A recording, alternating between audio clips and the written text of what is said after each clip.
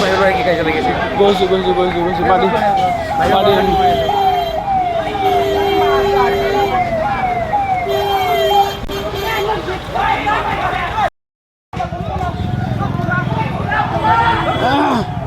চব এইফালে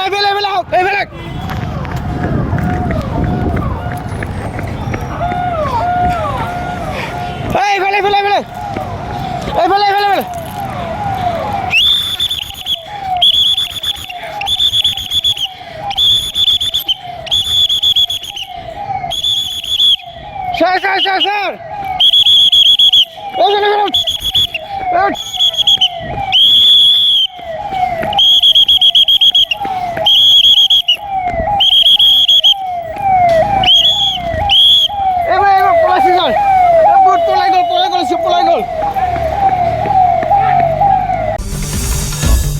Assam Talks, আপোচবিহীন Assam কণ্ঠ।